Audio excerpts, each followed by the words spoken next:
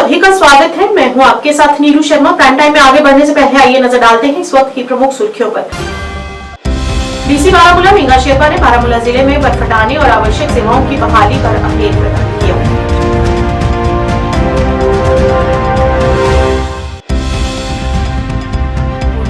युवा राजपूत सभा द्वारा आज कटरा में बन रहे रोपवे के खिलाफ प्रदर्शन कर रहे जेलों में बंद बेकसूर युवाओं को जल्द रिहा करने की मांग।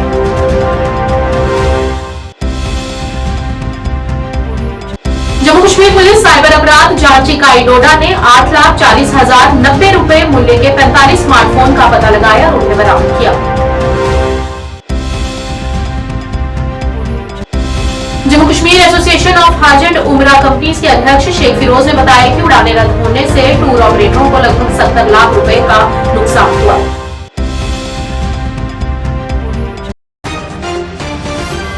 डीसी बारामूला मींगा शेरपा ने आज जिले में बर्फ हटाने और जरूरी सेवाओं की बहाली पर अपनी प्रतिक्रिया दी और बताया कि श्रीनगर रोड, सोपोर कुपवाड़ा रोड और बारामूला उली रोड सहित सभी प्राथमिकता वाली सड़कों को मंजूरी दे दी गई है। उन्होंने प्रभावी कार्य के लिए मैकेनिकल और R&B विभागों के प्रयासों की सराहना की और बताया कि कल से बाधित बिजली आज शाम तक बहाल होने की उम्मीद है। स्नो क्लियरेंस की अगर बात करें तो डिस्ट्रिक्ट में जितने भी हमारे प्रायोरिटी 1, प्रायोरिटी 2 रूट्स है जो मैकेनिकल इंजीनियरिंग डिपार्टमेंट करता है, तो वो सारे रोड ऑलमोस्ट 90% क्लियर हो चुके हैं। जो हमारे मेजर रोड्स अगर मैं बात करूं, जो हमारा श्रीनगर बारामूला उड़ी रोड है, जो हमारा बारामूला रफियाबाद कुपवाड़ा रोड है, जो हमारा सोपोर कुपवाड़ा रोड है, जितने भी डिस्ट्रिक्ट के मेजर रोड्स क्लियर है। अभी काम चल रहा है कि जो हमारी इनर लिंक रोड्स, हमारी PMGSY रोड्स, उनकी क्लियरेंस करें। तो इसकी भी हम कोशिश करते हैं कि 2-3 बजे तक ये सारी रोड्स क्लियर हो जाएंगी हमारी। इसमें ऑलरेडी हमारी पूरी टीम्स, मैं अगर बात करूं BRO की, अगर मैं बात करूं R&B की, मैकेनिकल की, PMGSY की टीम्स लगी हुई हैं स्नो क्लियरेंस करने के लिए। इसके अलावा अगर मैं वाटर सप्लाई की बात करूं तो हमारे डिस्ट्रिक्ट में टोटल अभी 9 स्कीम्स ऐसे हैं जो अफेक्टेड है ड्यू टू स्नोफॉल एंड बिजली का ये डिस्कनेक्शन ऑफ पावर। तो कोशिश जारी है कि इन 9 स्कीम्स को भी जल्द से जल्द ऑपरेशनल कराया जाए। आपने देखा होगा कि हमारे जो PHE की टीम्स ऑलरेडी फील्ड पे है कि जहां जहां स्नो का एक्शन के कारण लाइन्स डिस्टर्ब हो गई उनको रिपेयर करने के लिए।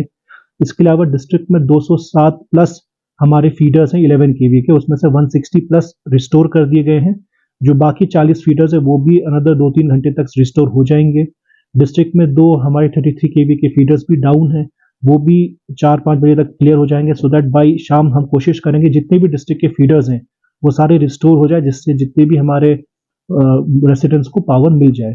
इसके अलावा स्पेशली गुलमर्ग तंगमर्ग रोड में भी हमारा रेगुलर एक्शन चल रहा है, जिसमें हमारे SDM साहिबान, SDPO साहब, CO GDA अलॉन्ग विद हमारे एक्जियन मैकेनिकल, एक्जियन R&B ऑनगोइंग चल रहा है कि कोई टूरिस्ट स्टैंडर्ड ना हो।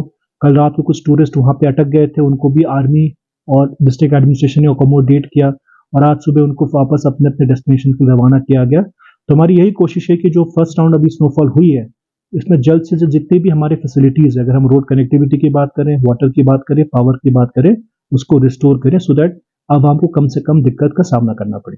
युवा राजपूत सभा द्वारा जम्मू में एक पत्रकार वार्ता आयोजित की गई। इस मौके पर सदस्यों ने कहा कि कटरा में रोपवे के खिलाफ अपनी आवाज उठाने वाले लोगों को जेलों में बंद किया है, वह सरासर गलत है, उन्हें तुरंत रिहा किया जाना चाहिए। उन्होंने कहा कि जो अपने हक के लिए और अपनी रोजी रोटी के लिए लड़ रहे हैं उन्हें जेलों में बंद किया जा रहा है और इंजीनियर राशि जैसे लोगों को रिहा कर सरकार क्या बताना चाहती है। इस मौके पर उन्होंने NG प्रशासन से अपील करते हुए जल्द ही इस पर संज्ञान लेने और जेलों में बंद बेकसूर युवाओं को रिहा करने की मांग करते हुए चेतावनी भी दी और कहा कि यदि जल्द ही कोई कदम नहीं उठाया गया तो आने वाले दिनों में प्रदर्शन उग्र रूप ले धारण करेगा और जिसके जिम्मेदार केवल और केवल मौजूदा प्रशासन होगा।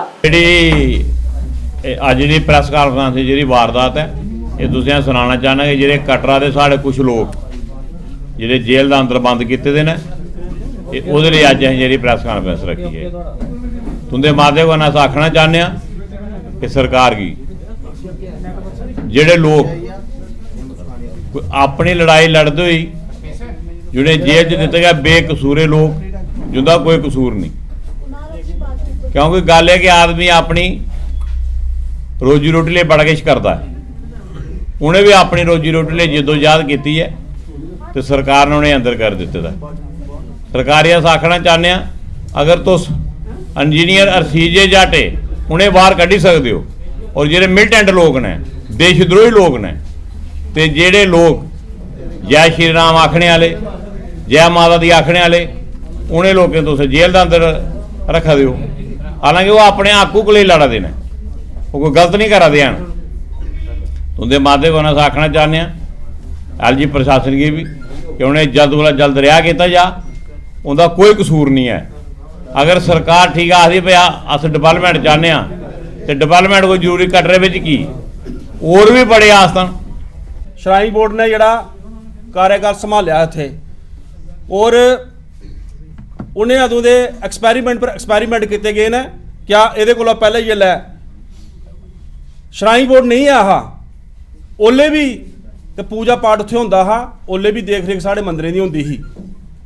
श्राइन बोर्ड के आने कारण उत्थे जिहड़ा धांधली चला दी हुण 1986 के बाद पहले हैलीकॉप्टर की सेवा दी गई, जिहड़ा लोगों आख्या गया कि एक विकलांग वास्ते जिहड़ा सेवा लाई गई है।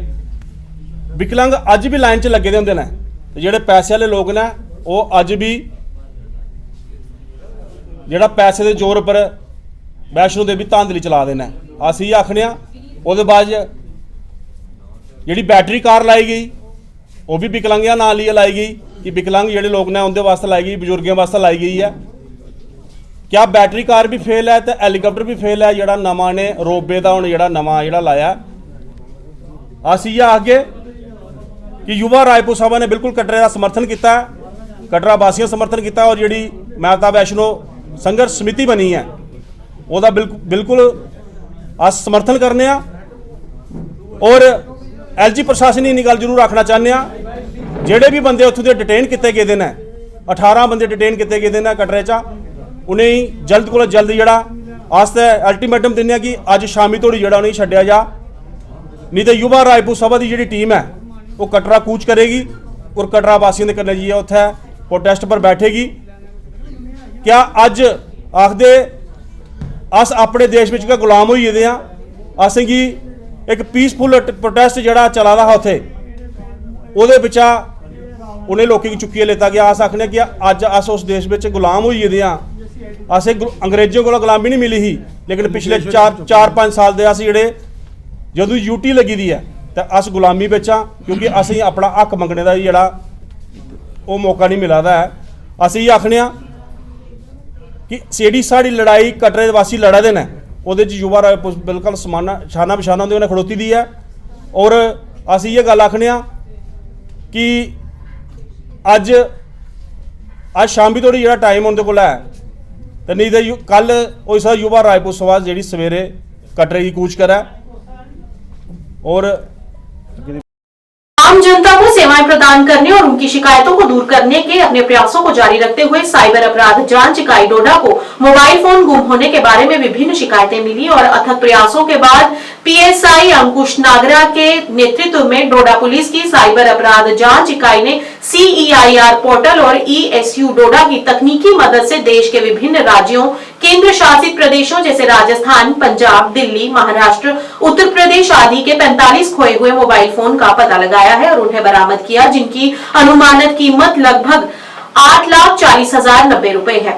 एसएसपी डोडा संदीप कुमार मेहता ने बरामद मोबाइल फोन को जिला पुलिस कार्यालय डोडा में उनकी असली मालिकों को सौंप दिया। एसएसपी डोडा ने आम जनता से अपील की कि वे अपने मोबाइल का पूरा ध्यान रखें, क्योंकि उनमें व्यक्तिगत डाटा होता है और मोबाइल फोन के दुरुपयोग की पूरी संभावना बनी रहती है।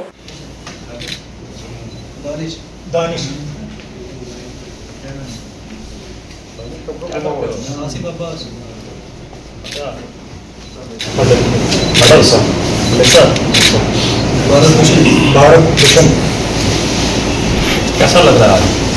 फोन मिल गया है, अच्छा लग रहा है।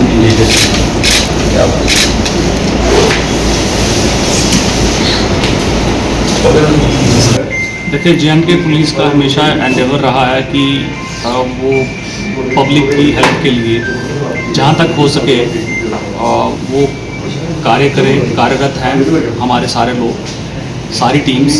और इसी जो है कड़ी में हमने टोटल 45 मोबाइल फ़ोन्स जो है वो हमने रिकवर किए हैं और जिनकी कीमत मार्केट में अगर देखी जाए तो तकरीबन 8.5 लाख रुपए की है। और एक आम इंसान के लिए मोबाइल फ़ोन एक बड़ा जो है वो एक इम्पॉर्टेंट आइटम है आज की डेट में, जहाँ पे उन्हें जो है वो हर एक चीज़ जो है वो उसमें होती है सेव की हुई। तो किसी का मोबाइल खो जाना एक पर्सनल लॉस सा जो है वो दिखता है और बहुत ज़्यादा जो है उसकी फीलिंग रहती है।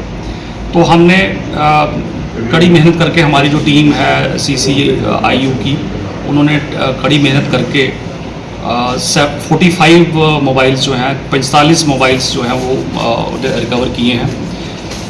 ये हमारी जो यूनिट है साइबर इन्वेस्टिगेटिव यूनिट जो है, ये इसी साल फरवरी 2024 में ही स्थापित हुई थी। और इन्होंने पहले भी जो है वो एक 76 मोबाइल फ़ोन्स जो हैं वो रिकवर किए हैं। तो टोटल मिला के आज की डेट में 121 मोबाइल फ़ोन्स जो है वो रिकवर हुए हैं, जिनकी मालियत जो है वो लाखों रुपए में है। तो मैं बधाई देना चाहता हूँ ये हमारी टीम को कि इन्होंने वो जो है वो बहुत अच्छी मेहनत करके लोगों की जो एक मुश्किलात थी वो सुलझाई है और उनको जो है उनके मोबाइल्स वापस करवाए हैं।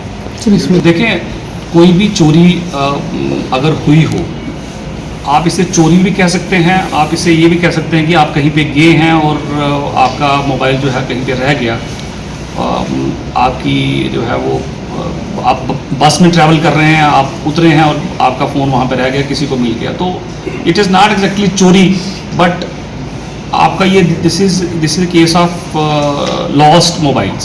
सो ऐसे केसेस में मैं सभी से अपील करूंगा कि सबको जो है वो एक तो रिपोर्ट करनी चाहिए, क्योंकि वो किसी दूसरे हाथों में भी जा सकता है और मिसयूज़ हो सकता है। सेकेंडली, अगर आप रिपोर्ट करेंगे तभी आपकी चीज़ जो है वो मिलेगी। सेकंड, इसमें थर्ड पार्ट जो बहुत इंपॉर्टेंट है वो ये है कि गवर्नमेंट ऑफ इंडिया ने एक CEIR करके एक पोर्टल जो है वो बनाया है।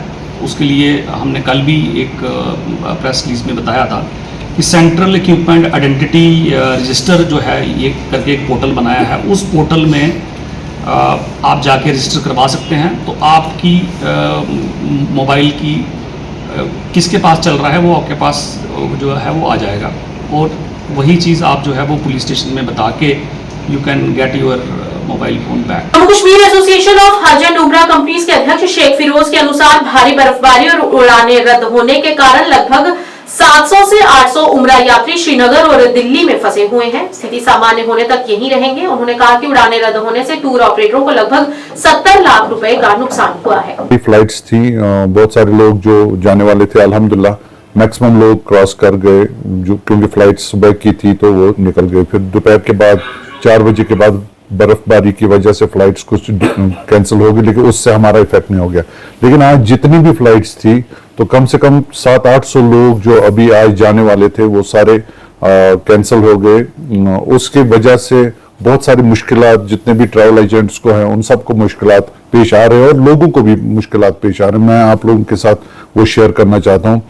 और जो फ्लाइट्स आज सुबह जिद्दा से दिल्ली पहुंची वो अभी दिल्ली में स्ट्रैंडेड है, वो भी कोई 500-600 लोग हैं जो मुझे रिपोर्ट, जो मुझे सुबह से डेस्परेट कॉल्स आ गई।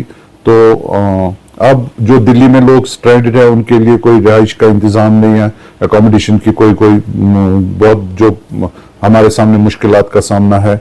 अभी हमने एयरलाइंस के साथ बात की। एयरलाइंस को मैं आपके वसातत से रिक्वेस्ट करना चाहता हूं कि इन स्ट्रैंडेड पैसेंजर्स जो दिल्ली में रहे हैं उनका एकोमोडेशन का इंतजाम किया जाए जितना जल्दी हो सके, चाहे वो एयर इंडिया से हैं या एयर इंडिगो से, यही 2 एयरलाइंस से हैं। कुछ लोग आकाशा से भी हैं, तो अगर उनके कुछ स्ट्रैंडेड पैसेंजर्स हैं तो उनके लिए एकोमोडेशन का इंतजाम किया जाए। और अब जो लोग इधर से श्रीनगर से आज जाने वाले थे उसकी वजह से जो उनकी एकोमोडेशन मक्का मुकरमा में थी वो कैंसिल हो जाएगी और नो शो हो जाएगा, उसका सारा बर्डन ट्रैवल एजेंट पे आ जाएगा। तो वो एक बहुत बड़ी परेशानी है। और ये ट्रैवल एजेंट आपको जैसे पता है कोई इतने बड़े लोग नहीं होते हैं, अनएम्प्लॉयड यूथ्स मोस्टली है जिन्होंने ये काम स्टार्ट किया हुआ है, वो बेचारा इतना बर्डन नहीं फेस कर सकते हैं। मैं लोगों से अपील करना चाहता हूं, जो लोग जाना चाहते हैं और एक बहुत नेक मकसद से जाना चाहते हैं, तो कम से कम अपने ट्रैवल एजेंट से बात करके उनको देखिए कोई बड़ा नुकसान तो नहीं है उसको, तो वो किस तरह से शेयर करने। हम होटल वालों से भी रिक्वेस्ट करेंगे, उनके साथ बात भी करेंगे नो शो ना हो, कम से कम 1-2 दिन का तो रिटेंशन लग ही जाएगा, नो शो हो जाएगा। हम कोशिश करेंगे कि वो जितना बच सके बचे, सारा लोड उस पर ना डाले, क्योंकि वो बेचारे को मैक्सिमम 3 या 4 हजार रुपये पर पर्सन प्रॉफिट होगा।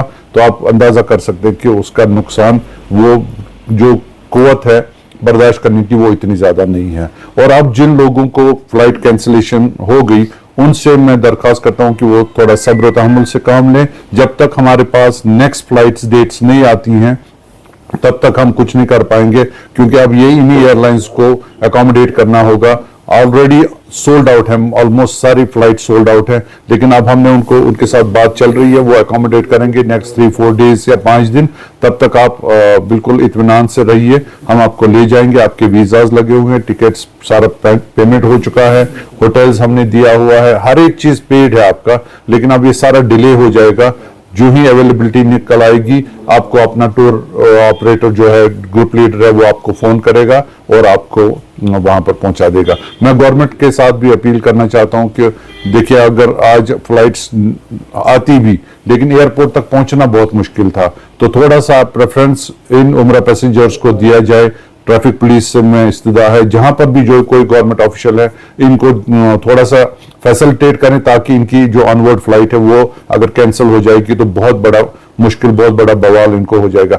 कल हमारे परसों सऊदी एयरलाइंस की फ्लाइट है मंडे को, वो कल लोगों को यहां से श्रीनगर से, जिनकी एक दिन पहले रखी हुई है एहतियातन तौर पर, अगर कल फ्लाइट ना हुई तो उनको किसी भी सूरत में बाय रोड निकलना पड़ेगा। मैं ट्रैफिक पुलिस से अभी रिक्वेस्ट करता हूं, ये जो लोग हैं कल अगर उनको फ्लाइट नहीं मिली, इन एनी केस, खुदा न करे अगर फ्लाइट मिली तो ठीक है, अगर फ्लाइट नहीं मिली तो वो उधर से एयरपोर्ट से ही गाड़ियों के जरिए से दिल्ली रवाना होंगी, क्योंकि आगे की फ्लाइट अगर कैंसिल हो गई तो एक बहुत बड़ा कैटास्ट्रॉफ होगा इन ट्रैवल एजेंट्स के लिए। ये लोग नहीं बर्दाश्त कर पाएंगे वो इतना बड़ा नुकसान।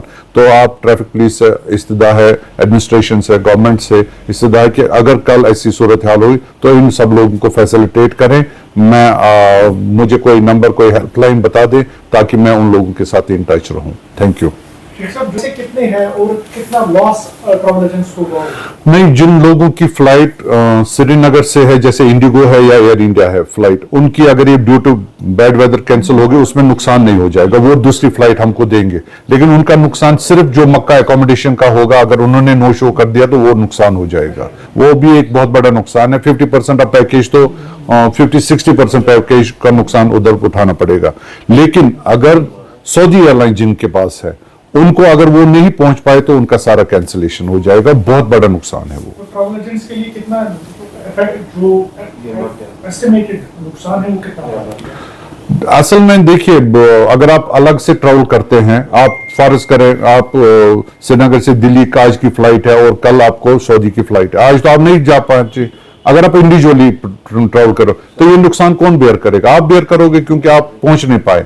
लेकिन अजीब एक सिस्टम है, जो ही ये ट्रैवल एजेंट का ग्रुप होगा, अगर जो लोग आज नहीं पहुंच पाए, कल उनकी फ्लाइट नो शो होगी, पैसेंजर उसके सब लोड उसके ऊपर डाल देता है। मैं वसूख के साथ कहता हूं, कर्जा उठाकर लोगों को उम्रा कराया। तो लोगों को अब इंसानी चाहिए कि अगर फ्लाइट कैंसिल हो गई ड्यू टू मतलब इन हालात की वजह से, इसमें ट्रैवल एजेंट की कोई खता तो नहीं होती है, वो बेयर करना होता है, वो आप उसके साथ शेयर करना होता है। वो बेचारा नहीं कर पाएगा। 50,000 रुपए की दिल्ली जिद्दा सऊदी एयरलाइंस की टिकट है, तो अगर 40 लोग हो गए तो 20 लाख रुपए वो कहां से लाएगा? और हम दिए हैं, मगर वो उन उम्रा ज़ायरीन को बताना चाहिए, उनको पता होना चाहिए जो एक बहुत मुकद्दस काम से जा रहे हैं, उस वक्त उनको अपना दामन नहीं छुड़ाना चाहिए। यार आपकी जिम्मेदारी है, चाहे सुनो हो, वॉर हो, ये हो, आपका पैसा गया डूब गया, आपका पैसा डूब गया, ऐसा नहीं होता है। कि अगर वो इंडिविजुअली खुद बेयर करेगा अपना कॉस्ट, तो एज अ ग्रुप लीडर भी एज अ ग्रुप के साथ जाए तो उनको भी अपना बेयर कॉस्ट करना चाहिए। गवर्नमेंट से क्या आप चाहते हैं? गवर्नमेंट से बस फैसिलिटेट करें। मतलब मैं गवर्नमेंट से ज्यादा ये तो नहीं कहूंगा कि वो हमको कंपनसेट करे, पैसा दे, क्योंकि ये गवर्नमेंट का तो नहीं है। लेकिन फर्ज करें, जैसे मैंने आपको बोला, मंडे के दिन हमारी सऊदी एयरलाइंस की फ्लाइट्स है। कल जो लोग अगर फ्लाइट ना गई तो वो कोशिश करेंगे कि दिल्ली पहुंचने की कोशिश करेंगे बाय रोड। अब जैसे कल की सिचुएशन है कि कल 6 घंटे ट्रैफिक जैम रहा टनल्स में, तो इधर थोड़ा सा फैसिलिटेट करें। जब उन्होंने एक गवर्नमेंट के बहुत बड़े एक जो लोग जा रहे थे उनके लिए फैसिलिटेट किया, उनको पहुंचा दिया। ये उम्रा ज़ायरीन है, मुकद्दस काम के लिए जा रहे हैं, किसी पर बोझ नहीं है, बस इतना तो फैसिलिटेट करवा सकते हैं। अगर इसके लिए कोई हेल्पलाइन ट्रैफिक पुलिस खोल दे, अगर ऐसे लोग कुछ लोग हैं उनको थोड़ा सा मदद करें, ये हम चाहते हैं और कोई बड़ी बात नहीं। मिशन पोषण निदेशालय जम्मू कश्मीर द्वारा आंगनवाड़ी कार्यकर्ताओं को प्रशिक्षित करने के लिए पोषण 2.0 का आयोजन किया गया। इस कार्यक्रम का उद्देश्य मिशन सक्षम और पोषण 2.0 के तहत ईसीसी को मजबूत करना, मेडर में प्रारंभिक बचपन देखभाल शिक्षा का समर्थन करने के लिए आंगनवाड़ी कार्यकर्ताओं को प्रशिक्षित करना रहा।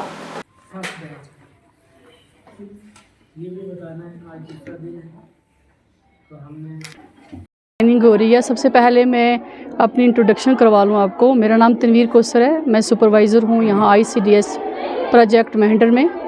तो ये मेरे ही सेक्टर की ट्रेनिंग है। 2 सेक्टर हैं मेरे अंडर, आड़ी सेक्टर और सेक्टर गलोता। तो यहाँ पे 50 आंगनवाड़ी वर्कर्स का जो बैच है, फर्स्ट बैच हमने रखा है। कल से ही हमारी ट्रेनिंग जो है ये स्टार्ट है। तो यहाँ पे हमारे जो हायर अथॉरिटीज़ के हमारे ऑफिसर्स हैं, उन्होंने बहुत अच्छे से हमारे साथ कोऑपरेट किया है। प्लस जो हमारे यहाँ पे मास्टर ट्रेनर हैं वो भी अच्छे ढंग से जो हमारी आंगनवाड़ी वर्कर्स हैं उनको सिखला रहे हैं। ये जो हमारी स्कीम है जिसके तहत हम यहाँ पे ये ट्रेनिंग दे रहे हैं, पोषण भी पढ़ाई भी, तो उसके रिलेटेड हमने आंगनवाड़ी वर्कर्स को अवेयर करना है। उसमें हमारी स्कीम्स जो सबसे ज़्यादा हमने सब पे ही ज़्यादा ही फोकस करना है, लेकिन जो हमारा ज़्यादातर फोकस है इस वक्त ECCE पे है, क्योंकि जो early childhood care and education के तहत हम लड़कियों को ट्रेनिंग दे रहे हैं, अपनी आंगनवाड़ी वर्कर्स को।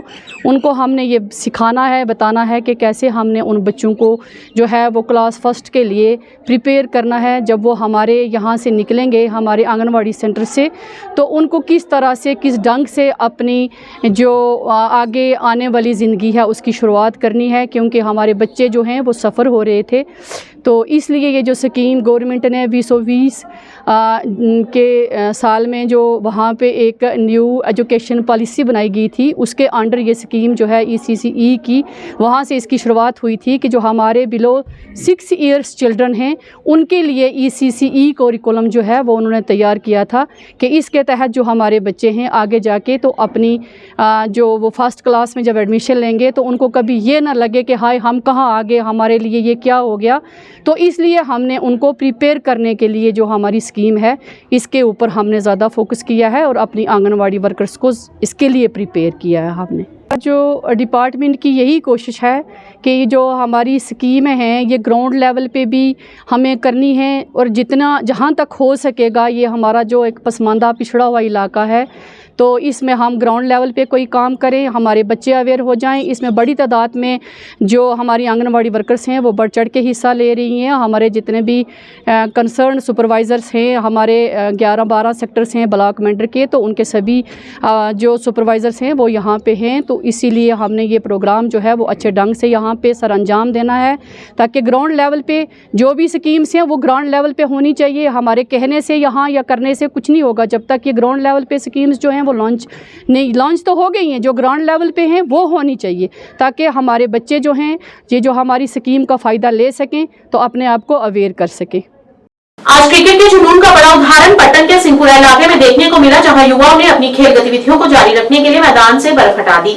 मीडिया से बात करते हुए युवाओं ने कहा कि हमारे पास यूटी में पर्याप्त खेल बुनियादी ढांचे नहीं है। उन्होंने कहा कि कम से कम इंडोर स्टेडियम होना चाहिए ताकि वहां पर युवा अभ्यास कर सके। सर्दियों के मौसम के कारण लगभग 6 महीने तक कश्मीर में खेल गतिविधियों के लिए मौसम अनुकूल नहीं रहता है, इसीलिए सरकार से इंडोर गेम्स को चालू रखने के लिए उपयुक्त बुनियादी ढांचे का निर्माण करने का अनुरोध किया।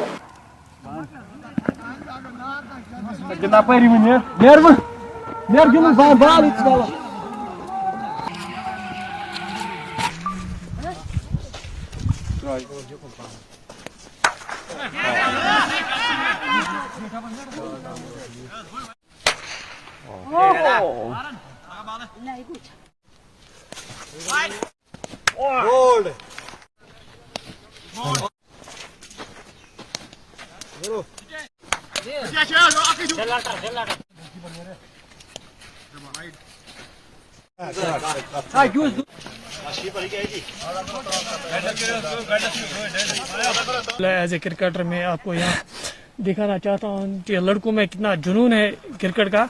आज बर्फ में भी यहाँ पर हम क्रिकेट खेल रहे हैं।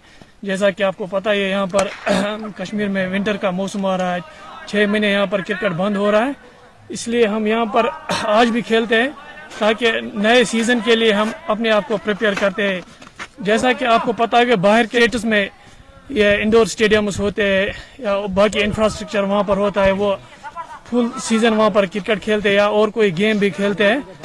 इसलिए हम गवर्नमेंट से यही अपील करना चाहते हैं कि हमें भी यहाँ पर इंडोर स्टेडियम होना चाहिए ताकि हम भी, आप देखते भी हो यहाँ पर लड़कों में कितना जुनून है इस बर्फ में ड्रग्स को से दूर रहें। नाम इशफाक है, हम क्रिकेट खेलते हैं, हमें क्रिकेट खेलना बहुत शौक है। यहाँ लड़के नशे में मुब्तला है, हम उनसे ये अपील करते हैं कि नशा मत करो, यहाँ आओ क्रिकेट खेलो, क्रिकेट सेहत के लिए बहुत अच्छा है। शनिवार को माधवलाल नंदा मेमोरियल ट्रस्ट की तरफ से एक कार्यक्रम का आयोजन कर उसमें जिला के होनहार मेधावी विद्यार्थियों को सम्मानित किया गया। जिला में 8वीं, 10वीं, 12वीं और डिग्री कॉलेज में अंतिम वर्ष के टॉपर के अलावा दूसरे व तीसरे स्थान पर रहे कुल 15 विद्यार्थियों को सम्मानित करते हुए उन्हें मेडल और ट्रॉफी दी गई। कार्यक्रम के दौरान राजकीय हायर सेकेंडरी स्कूल पौनी के प्रिंसिपल सूरज प्रकाश शर्मा, मुख्य अतिथि राष्ट्रपति अवार्डी शिक्षिका कुसुम वर्मा, एडवोकेट राजेंद्र शर्मा विशेष अतिथि के रूप में मौजूद रहे। कार्यक्रम की शुरुआत अतिथियों ने ट्रस्टी संजय नंदा और पूर्व राज्य मंत्री अजय नंदा के साथ मिलकर ज्योत प्रज्वलित कर की। आए हुए मुख्य अतिथियों को शॉल पहनाकर सम्मानित भी किया गया। 71 मार्क्स लेकर पहली पोजीशन हासिल की है, 4% मार्क्स लेकर दूसरा स्थान हासिल किया है नॉन मेडिकल स्ट्रीम में। लोगों को तो कोर्स से पता भी नहीं। इनके साथ साथ अभी एक विशिष्ट है तो शिक्षा प्राप्त करने का प्रयास हमें जिन बच्चों को आज यहाँ सर्टिफिकेट ऑफ मेरिट मिला है वो सभी यहीं रहेंगे, तो दूसरे बच्चे होंगे, आप में से भी हो सकते हैं 8वीं वाले फिर से 9वीं वाले। बहुत बड़ी बात है ये। पिछले 22 साल से माधवलाल नंदा ट्रस्ट जो है बनी हुई है, तो ये जो अजय नंदा जी हैं, संजय नंदा जी हैं, इन्होंने इसको आगे बढ़ाया हुआ है।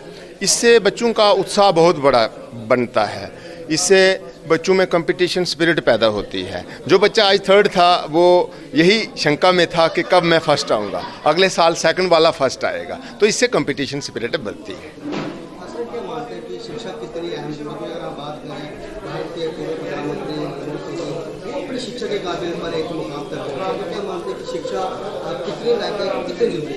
शिक्षा तो अहम चीज़ है, बेसिक चीज़ ही शिक्षा है। तो इससे ये काफ़ी हमारे प्रधानमंत्री श्री नरेंद्र मोदी जी इसके बारे में बड़े चिंतित हैं, और जैसे अभी अगले दिनों में वो परीक्षा पे चर्चा हर साल की तरह करते हैं, इस बार भी वो करने जा रहे हैं। वो बहुत सारी टिप्स बच्चों को देते हैं, इसके लिए वो बड़े तत्पर हैं। तो शिक्षा ही सब कुछ है, बेसिक चीज़ तो शिक्षा ही है। ये प्रेरणा हमारे परिवार को अपने माता पिता जी को देख के ही मिली थी, और मेरे पिताजी जो हैं वो पेशे से वकील थे, एडवोकेट थे, लेकिन उसके साथ वो सोशल वर्कर और सामाजिक काम हो, धार्मिक काम हो, कभी भी पीछे नहीं होते थे। और मेरी माताजी जिन्होंने पूरा जीवन अपना एजुकेशन डिपार्टमेंट में काम किया है, और उनको हमने देख के, उन दोनों को देख के हमें ये प्रेरणा मिली, और हमारे परिवार ने ये जो ट्रस्ट का निर्माण किया। और 2003 में ये ट्रस्ट बना था, और आज 22वां फंक्शन जो है वो हमने किया है। और जिला के जो टॉपर्स 8th क्लास से 10th क्लास से 12th क्लास से और कॉलेज के बच्चे जिन्होंने जिला में अपना नाम, अपने पेरेंट्स का नाम, अपने टीचर्स का नाम, अपने स्कूल का नाम और अपने ज़िले का नाम ख़ास तौर पर जो उन्होंने ऊपर लाया है, उन बच्चों को हमने जो है आज सम्मानित किया है। और उनको जो भी है इस ट्रस्ट की तरफ से हमने उनको जो है आज सम्मान दिया है। जिस तरह से आप बच्चों को इनाम देते हैं, राशि नहीं करते, क्या वो बच्चे थर्ड पोजीशन में रहते हैं जहाँ नहीं पहुँचते, उनके लिए प्रेरणा का स्रोत बनता है इस तरह का कार्यक्रम? सर, बच्चे जो टॉपर्स होते हैं, देखो ये प्रेरणा आपके माध्यम से भी उनके तक पहुँचती है। बच्चे भी बच्चों को सुनाते हैं और बच्चे कंपटीशन में लेते हैं। इस ट्रस्ट को बनाने का मेन जो एम और ऑब्जेक्टिव था वो यही था कि वो रियासी डिस्ट्रिक्ट के जो बच्चे हैं उनमें एक हेल्दी कंपटीशन की भावना पैदा की जाए। दूसरा, जो बच्चे पढ़ने में ब्राइट हैं, अच्छे हैं, उनको जो है सपोर्ट किया जाए। और ऐसे तीसरी बात, जो बच्चे कमज़ोर हैं या जिनका फाइनेंशियल ठीक नहीं है, उनको भी ये ट्रस्ट जो है सपोर्ट करता है अगर किसी को ज़रूरत है। तो इन उद्देश्य को लेकर ये जो ट्रस्ट है ये बनाया गया है। और पिछले प्राइम टाइम के आज के इस अंक में इतना ही। नया अंक लेकर फिर हाजिर होंगे, तब तक के लिए दीजिए इजाजत। नमस्कार।